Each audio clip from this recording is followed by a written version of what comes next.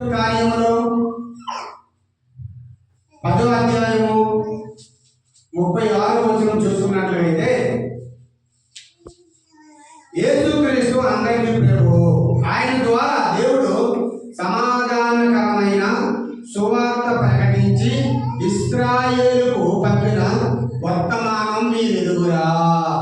హల్లెలూయా, హల్లెలూయా. ఇశ్రాయేలుకి పంపిన వర్తమానం మీరెరుగురా. ఏం పంపాడు ఇశ్రాయేలుకి? వారికి బంధకాల నుంచి విడుదలనిచ్చే వర్తమానం. హల్లెలూయా. వారు వ్యాధులలో ఉన్న బంధకాలు, బాధలలో ఉన్న బంధకాలు, ఇబ్బందుల్లో ఉన్న బంధకాలు, ఇరకాతుల్లో ఉన్న బంధకాలు, ఉదయం లేచి నుంచి రాత్రి పడుకున్నంత వరకు కూడా వాళ్ళకి చాకరి, కొట్టి చాకరి. యేసయ్యా ఎక్కడున్నావయ్యా? మా స్థితి చూడయ్యా, మా గతి చూడయ్యా, మా బాధ చూడయ్యా, మా ఇబ్బంది చూడయ్యా, మా ఇరకట్టు చూడయ్యా అని 3 లక్షల జనాంగం, 3 లక్షల దాటి జనాంగం ఏం చేస్తారంటే ప్రార్థన చేస్తున్నారు. దేవుడు వాళ్ళ పక్కన ఉన్నప్పుడు వాళ్ళకి తెలియలే దేవుడు విలువ. ఎవరైనా అంతేనండి, దేవుడు మన ప్రక్కన ఉన్నంత వరకు దేవుడు విలువ మనకు తెలియదు. దేవుడు మనల్ని వదిలేసి ఎప్పుడైతే వెళ్తాడో అప్పుడు దేవుడు విలువ తెలుస్తుంది. హల్లెలూయా. ఇశ్రాయేలు ప్రజలను దేవుడు వదిలేసిన తర్వాత వాళ్ళు ఎన్నో ఇబ్బందులు పడ్డారండి, ఎన్నో ఇరకాట్లు పడ్డారండి, చాలా ప్రాబ్లమ్స్ పడ్డారండి. ఉదయం 5 గంటలకు లేచి రాత్రి 12 వరకు కూడా ఇటుకలు తయారు చేసేవాళ్ళు, ఇటుకలు తయారు చేసేవారు, కట్టడు కట్టేవారు, కట్టడు కట్టేవారు. ఎక్కడ? ఐగుప్తు దేశంలో, ఫరో రాజ్యంలో. హల్లెలూయా. దేవాది దేవుడు అందరినీ కాపాడతాడు, ఎవరిని వదలడు. కాకపోతే మనము దేవుడి కాడికి వెళ్తే దేవుడు మన కాడికి వస్తాడు. హల్లెలూయా. దేవుడి కాడికి మనం వెళ్తే దేవుడు మన కాడికి వస్తాడు. ఇప్పుడు కన్న తల్లి ఉందండి, కన్న తల్లి కాడికి వెళ్ళి అమ్మ ఆకలేస్తుంది అంటే అన్నం పెడతాదా? లేకపోతే నువ్వెక్కడో చిరుతొమ్మలో ఉంటే అమ్మ పెద్దమ్మలో ఉంటే అన్నం పెడతాదా? దేవాది దేవుడి కాడికి మనం వస్తే, మన బాధలన్నీ చెబితే, మన ఇబ్బందులన్నీ చెబితే అప్పుడు దేవుడు ఆలకిస్తాడు. దేవుడు ఆలకించి అయ్యో నా బిడ్డ ఇంత ప్రాబ్లంలో ఉన్నాడా. అలాగే కదా ఐగుప్తులో ఉన్న ఇశ్రాయేలు ప్రజలందరూ ఇబ్బందుల్లో ఉన్నారని, ఇరకాట్లలో ఉన్నారని ఎవరిని పంపించాడు? మోషేని పంపించాడు. హల్లెలూయా, హల్లెలూయా. యేసుక్రీస్తు అందరికీ ప్రభువు అండి. ఎవరెవరు ప్రభువు చూద్దామా? యోహాను సువార్త 15వ అధ్యాయం 1వ వచనంలో చూసుకున్నట్లయితే, నేను నిజమైన ద్రాక్షావళిని, నా తండ్రి వ్యవసాయకుడు. ఇక్కడ ఎవరికి ప్రభువు? వ్యవసాయం చేసే వాళ్ళకి ప్రభువు. హల్లెలూయా. వ్యవసాయం చేసే వాళ్ళకి ప్రభు అయ్యాడా లేదా? హల్లెలూయా. మనం రెండోది చూసుకున్నట్లయితే యెషయా గ్రంథం 64వ అధ్యాయం 8వ వచనం చూసుకున్నట్లయితే, యెహోవా నీవే మాకు తండ్రి, మేము జీవమన్ను, నీవు మాకు కుమ్మరివాడు, మేమందరూ నీ చేతి పని ఉన్నాము. హల్లెలూయా. కుమ్మరివాడిని కూడా ప్రభు అని దేవుడు. హల్లెలూయా.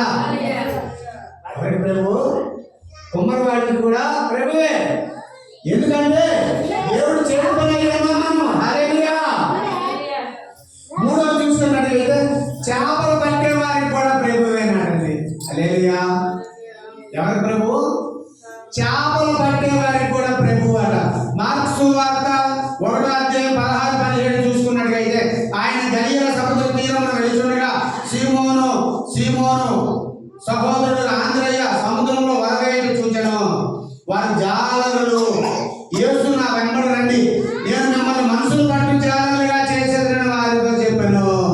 హల్లెలూయా. ఇక్కడ ఎవరికైనా చేపలు పట్టే వారికి కూడా ప్రభువే. హల్లెలూయా. నెక్స్ట్ చూసుకున్నట్లయితే జ్ఞానులకు కూడా ప్రభువు అట. జ్ఞానులు. జ్ఞానులు ప్రభు అంటే వాళ్ళు నమ్ముతారండి, వాళ్ళు వింటారా? మాకంట తెలివితేటలు ఎవరు లేరు అంటారు జ్ఞానులు. జ్ఞానులకు ప్రభు అట. మత్తయి సువార్త 2వ అధ్యాయం 1-2 వచనం చూసుకున్నట్లయితే, రాజైన హేరోదు దినమందు యూదా దేశపు బెత్లెహేములో యేసు పుట్టిన పిమ్మట ఇదిగో తూర్పు దేశపు జ్ఞానులు యెరూషలేమునకు వచ్చి యూదా రాజుగా పుట్టినవాడు ఎక్కడ ఉన్నాడు, తూర్పు దిక్కున మేము ఆయన నక్షత్రము చూసి ఆయన పూజింపవచ్చేమని చెప్పేది. హల్లెలూయా, హల్లెలూయా. దేనికి వచ్చారట? దేవుడిని పూజించడానికి వచ్చారు. ఏం తెచ్చారు? బంగారం, సాంబ్రాణి, బోరం తెచ్చారు. హల్లెలూయా, హల్లెలూయా. జ్ఞానులు కూడా దేవుడే. హల్లెలూయా. ఇక్కడ గొర్రెలు కాచుకునే వారికి కూడా దేవుడేనట. హల్లెలూయా. ఈ పాస్టర్ అంటే అందరికీ దేవుడని చెప్తే నమ్మకం కదా, ఇందులో ఉందండి. హల్లెలూయా. నా దేవుడు అందరికీ దేవుడు. హల్లెలూయా.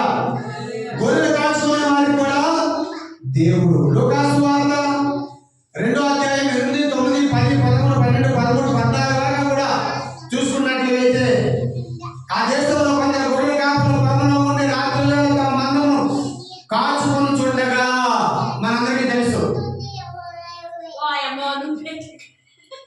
గొల్ల వాళ్ళు ఏం చేస్తారండి? మంద వేసుకొని పొలాల్లో ఉంటారు.